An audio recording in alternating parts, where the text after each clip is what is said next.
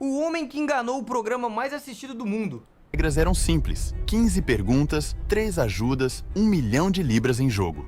Durante anos, centenas de participantes chegaram até aqui. Alguns com conhecimentos impecáveis, outros com pura sorte, mas todos com algo em comum: jogavam sozinhos. Ou pelo menos, era isso que o público acreditava. Naquela noite, Charles Ingram chegou ao estúdio como qualquer outro concorrente. RR? Of them, nearly all of them. Ué, não foi aqui que vocês assistiram não, pessoal. Vocês estão me traindo com alguém?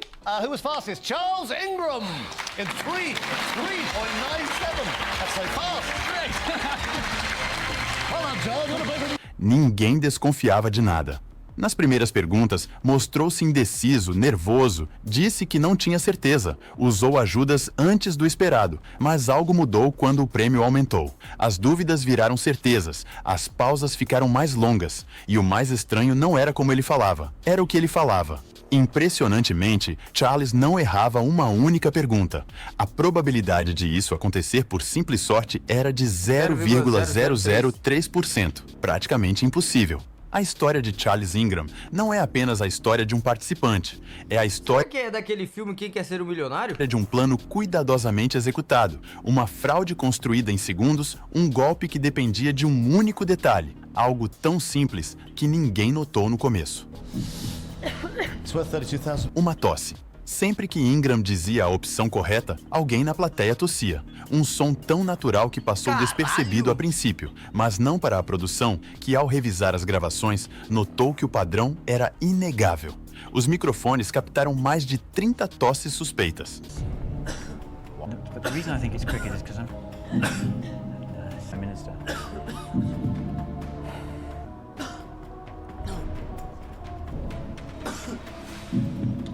Yeah. A gravação foi analisada quadro a Caralho, quadro. mano! E quando a verdade veio à tona, o sonho de 1 milhão de libras virou um escândalo que o levaria a AOS tribunais. Para entender como Charles Ingram tentou enganar um programa de televisão inteiro, primeiro é preciso entender o jogo. Quem quer ser um milionário? Não era apenas um quiz de cultura Maldito geral. talento, Era uma batalha velho. psicológica, um confronto entre o conhecimento, a pressão e o medo. As regras eram simples. 8 pessoas, mas apenas uma podia sentar na cadeira quente. Para sentar na cadeira quente, era preciso vencer o dedo mais rápido. Ao chegar à cadeira quente, havia 15 perguntas, 4 alternativas de resposta, 3 ajudas, e cada acerto dobrava o valor do prêmio. De uma quantia insignificante até uma soma que mudaria sua vida para sempre. Você podia levar o tempo que quisesse, minutos, horas. Não era mais fácil a mulher jogar? Ela podia fazer outros sons, né? Tipo um peido, um arroto. É. Mulher lá no meio da... Sem contar que tem uma parada que a gente sabe que nenhum ser humano é capaz de controlar 100%. É o maldito toba, né? Às vezes você quer soltar um peido único, você caga. Às vezes você quer soltar um peido duplo e ele sai emendado. Então imagina você ter que dar uma resposta de 250 mil libras e o seu cu simplesmente errar uma nota. Aí pronto, quem que vai responsabilizar essa parada? E embora isso parecesse uma vantagem, na verdade era uma armadilha psicológica, pois quanto mais o tempo passava, maior era a pressão. No final dos anos 90, quem quer ser um milionário? Era um let's fenômeno be mundial. billionaire. No Reino Unido, milhões de pessoas se reuniam em frente à televisão para assistir. Não era apenas um concurso, era um evento. Toda fraude precisa de 3 coisas: um plano, um momento e as pessoas certas para executá-lo. Esse não foi o trabalho de um único homem. Foi um jogo de estratégia com 3 jogadores principais. Charles Ingram era um major do exército britânico. No seu dia a dia, não era alguém que se destacasse por seus conhecimentos gerais ou por sua rapidez. Ele era o rosto visível da fraude, o que deveria atuar diante das câmeras, fingir dúvidas, repetir em voz alta cada alternativa e finalmente selecionar a resposta certa no momento adequado. Se Charles Ingram era o rosto do golpe, sua esposa Diana Ingram era o cérebro. Meses antes, seu irmão Adrian Pollock, que havia estado no programa 4 vezes antes, na cadeira quente apenas uma vez, ganhou 32 mil libras. O mais incrível é que ela também conseguiu entrar no programa. Considerando que é incrivelmente difícil conseguir uma vaga nesse programa, milhares, se não milhões de pessoas tentam. O processo de seleção é brutal. Mas essa família conseguiu entrar uma e outra vez. habilidades. Conheciam o sistema, a dinâmica das perguntas, os padrões do apresentador e como jogar o jogo. Adrian chegou a ter uma réplica Caralho! do dedo mais rápido em casa. O terceiro jogador dessa história não estava sob os holofotes. Estava entre o público, oculto, invisível. Mas seu papel era o mais importante de todos. Tequan Whittock mano? era professor de negócios no Às vezes eu fico pensando se vale a pena eu criar uma máfia pra alguma coisa, mas eu penso que eu não teria QI pra nada. E eu seria... Welt College, um homem que, assim como os Ingram, tinha um interesse especial por concursos. O plano era simples. Se Charles Ingram tivesse dúvida em alguma pergunta, Tequan deveria esperar, ouvir, e quando Ingram mencionasse a alternativa correta, tossir. Não precisavam falar, não precisavam de códigos secretos. Apenas algumas tosses simples no momento exato. Ele estava programado para ser candidato no dia seguinte, então estaria presente no estúdio. 9 de setembro do ano de 2001.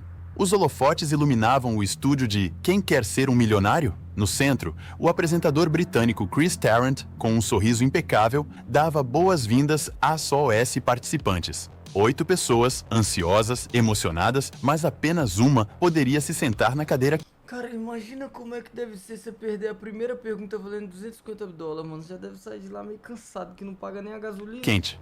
Coloquem estas palavras na ordem correta para formar o título de um romance de Agatha Christie. Os participantes digitam rapidamente. Silêncio. A resposta correta é... Death on the Nile, right? E o mais rápido é Charles Ingram, em 3,97 segundos. Incrível. Caralho. Cerca de 19 milhões de pessoas assistiram a esse episódio, um terço de toda a população do Reino Unido. O público estava obcecado por ele. As câmeras estão prontas, e no centro do palco, sentado na cadeira mais famosa da televisão britânica, está Charles Ingram. Durante as primeiras perguntas, parece indeciso. Muda de opinião constantemente, acerta algumas por chute, hesita em outras. Ninguém na plateia desconfiava de nada ainda. Afinal, é assim que jogam muitos participantes. Depois de apenas 7 das 15 perguntas, ele já usou 2 dos seus 3 auxílios. Mas então, algo muda. Quando chega à pergunta número 7, Charles Ingram pensa, mostra-se inseguro. Depois, lê as alternativas em voz alta. E é então que acontece. Uma tosse. Breve, mas clara. Ingram para e então, de repente, escolhe a resposta certa. A princípio, ninguém percebe.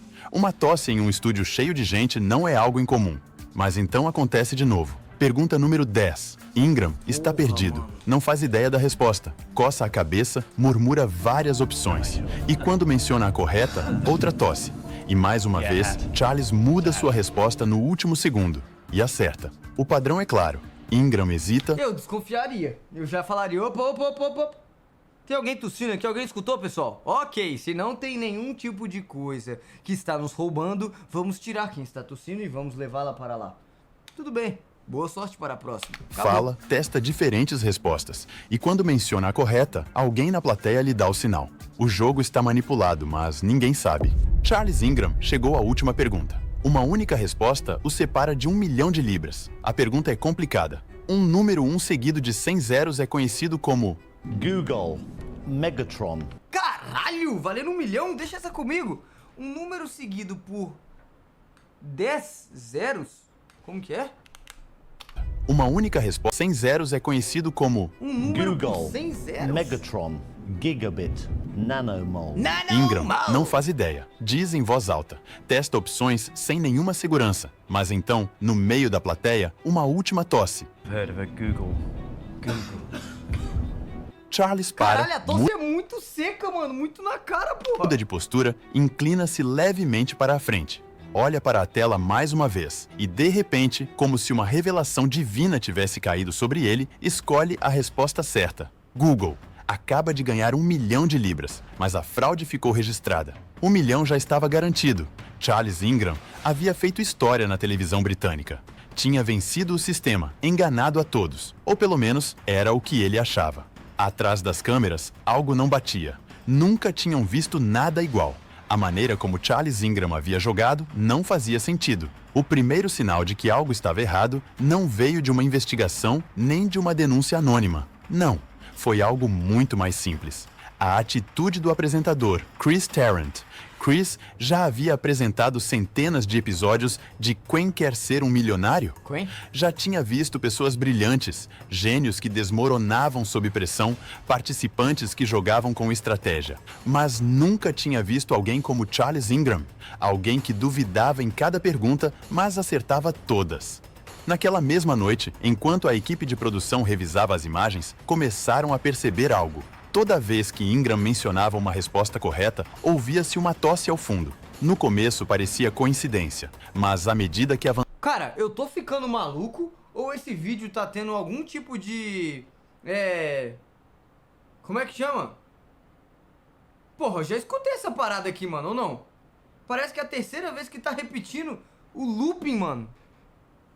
Loop infinito. Tipo assim, eu tô prestando atenção, mas caralho, é de novo a mesma Avançavam coisa. na gravação. O padrão se tornava impossível de ignorar. Uma tosse no momento exato, sempre depois que Ingram dizia a opção correta. Alguém estava ajudando. Paul Smith, o chefe do programa, estava convencido de que aquilo não podia ser coincidência e chamou a polícia. A empresa por trás do programa reteve o cheque por 8 dias para processá-lo. Enquanto isso, Caralho, olha só. Lá na gringa, pra você receber um cheque de 1 milha de libra, é 8 dias que a gente vai atrasar. Se fosse aqui no Brasil, e você ganha um programa desse aqui, você já ia esperar no mínimo 3 meses, pai. Só pra chegar o Faz-me Rir. Aí ia pingar na conta de algum intermediador e falar assim, ó, a gente vai mandar pra qual conta aí? Aí você vai falar, pode mandar aqui na minha, beleza. Então, é porque o governo vai taxar. Então desse 1 milhão aí, você vai ter que pagar 25 pra tal, 50 pra tal. No final aí vai sobrar pra você uns limpos 250. Pode mandar pra conta? Pode. Beleza. Mandou pra conta. Pingou na sua conta, você já pagou mais uma tarifinha, mas sei lá o que, sobra uns 3,50 gato pingado. Smith e os técnicos assistiram novamente ao material. Tomaram a decisão de analisar cada segundo da gravação.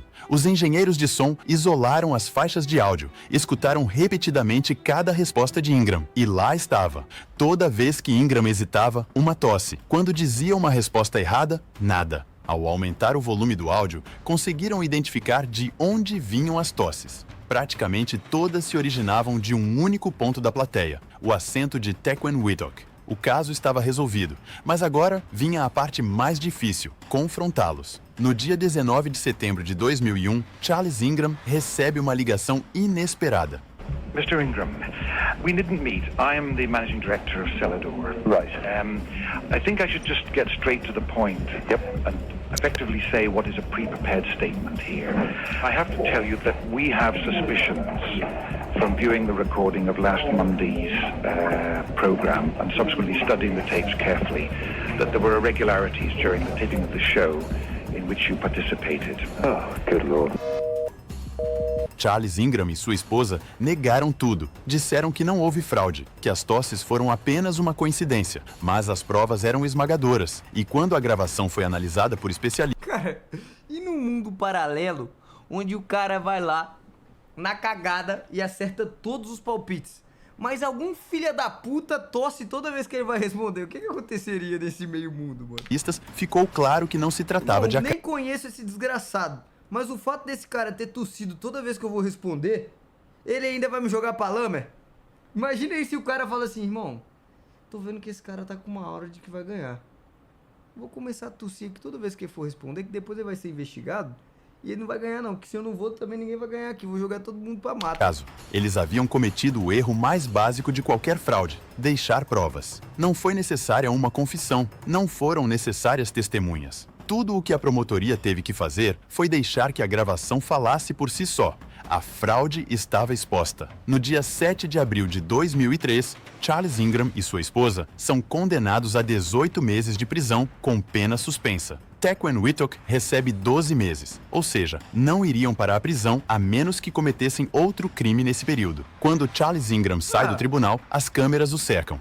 Ele cobre o rosto, Diana o segura pelo braço. Não dizem uma única palavra. O sonho de se tornar milionário acabou. Sua vida nunca mais seria... Cara, desbicou, mano. Saiu da cadeia, lançou um livro, falou como é que foi o efeito de roubo numa televisão. Todo mundo quis saber como é que faz e pronto, ganhou um dinheirinho, né? A mesma. Charles Ingram não pisaria na prisão, mas sua vida havia terminado como ele a conhecia. A imprensa britânica o destruiu. Durante semanas, ele foi o rosto de todas as capas, alvo de todas as piadas. As entrevistas não paravam. Os memes também não. Em questão de dias, seu nome deixou de ser apenas apenas o de um ex-militar e ex-participante de programa de TV. Virou uma piada nacional. O exército... Cara, agora a pergunta que não quer calar. Se tinha um filho da mãe tossindo toda hora que sabia a resposta, e num programa desse, nem o participante nem a plateia pode ficar com a porra de um celular, como que esse cara sabia de todas as respostas? Por que que ele não tava lá participando, mano? Por que que ele não foi lá e falou, irmão, deixa comigo, vou botar pra fuder? O exército britânico o destituiu, perdeu seu posto, sua carreira, sua estabilidade.